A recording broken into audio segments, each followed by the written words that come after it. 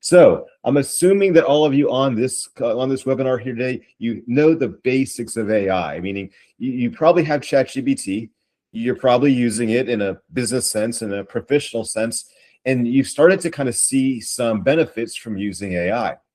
I don't know if you're like me, but a lot of my work around AI at a productivity level really is focusing on efficiency, trying to think about how I can use chat and other technologies to really make me more efficient in my job. But there's a limitation with AI that we have conceived of it right now. I'm sure you're like me. You've got an email, right? And you've opened up your email and you said, I need to formulate a response back to this email. So you run across to ChatGPT and you say, help me write an email that corresponds to this particular message and make it sound like me. I'm sure you've done something like that. But what's the problem? The problem is that once you write that email, you have to take and copy it from ChatGPT and paste it back into Outlook and then, or in your platform, and then maybe configure it a bit, or maybe using Gemini, and you have to kind of play with it a bit. Well, what's the next step? The next step is what's stopping the AI from just not only writing the email, but sending the email. That shift is the shift in agentic AI. So as we start, the way to think about agentic AI is AI that acts. So if we think about this from a definition perspective, what is agentic AI?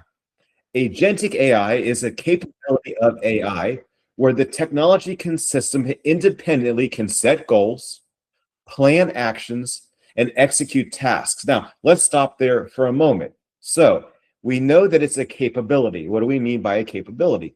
Well, that means that even within the platforms that we currently have, we're seeing the future in which we're extending our current AI systems to add in the ability to do the next step.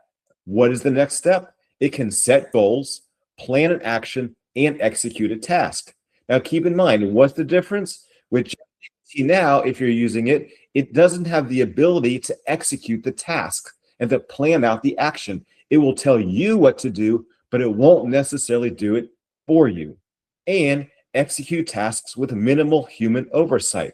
So let me give you another example to make it more clear. A few weeks ago, my wife and I were planning a road trip, and we were going to go from Washington, D.C. to where we live in Louisiana. So what did I do? I said, ChatGPT, you know about me, plan the road trip. And it did. It did a great job. It said you just stop in Virginia at this location and Gatlinburg and Chattanooga. It planned the whole trip for me. What did it not do?